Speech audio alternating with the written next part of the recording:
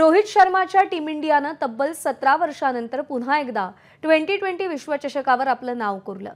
उपमुख्यमंत्री देवेंद्र फडणवीसांनी टीम इंडियाचं कौतुक करून त्यांना शुभेच्छा दिल्या। 17 वर्षांनंतर भारताचा विजय देशासाठी आनंदाचा दिवस असल्याचं देवेंद्र फडणवीस म्हणाले। विराट कोहलीचा खेळ उच्च प्रतीचा होता असंही देवेंद्र फडणवीस म्हणाले। उपमुख्यमंत्री देवेंद्र फडणवीसांनी टीम इंडियाचं कौतुक केलंय। आगामी विधानसभा निवडणुकीचा खेळ महायुतीत जिंकेल असा विश्वासही त्यांनी व्यक्त केलाय।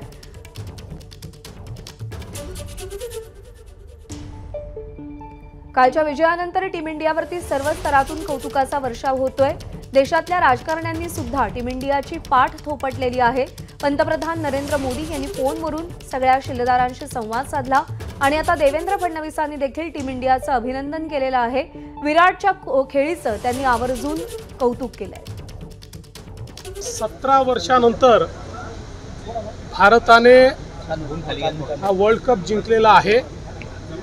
सगळ्या भारतीयांना आनंद आहे, कारण 2014 आणि 2023 मध्ये फायनलला आपण त्या ठिकाणी हारल्यानंतर भारतीयांना जे दुःख झालं होतं त्या सगळ्या दुःखावर काल एक प्रकारे फुंकर मारण्याचं काम झालेलं आहे।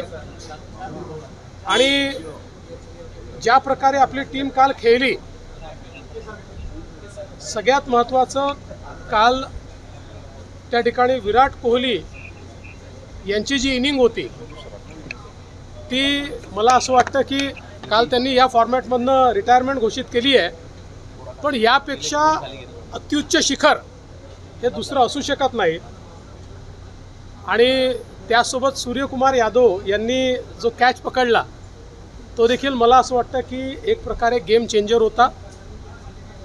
बुमराची बॉलिंग असेल, हार्दिक पंड्याची असेल, एकूणच आपल्या टीमने एक नवीन रेकॉर्ड केला। पूर्णपणे या ठिकाणी अपराजित आपली टीम या वर्ल्ड कपमध्ये राहिली आणि म्हणून भारतीय टीमचं कॅप्टन रोहित शर्मा आणि सगळ्या टीमचं मी मनापासून अभिनंदन करतो। लोकसभेच्या निकालात माजी मंत्री म्हणतात की ते आपल्याकडे येतात भाजपमध्ये।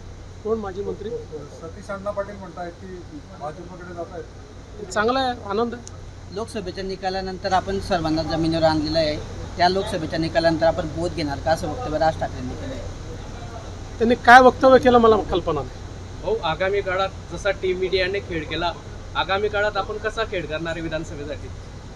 आमचा खेळ देखील तसाच राहणार आहे। विधानसभेची मॅच ही आमची महायुती जिंकेल त्या दिशेने आम्ही अग्रसर झालो।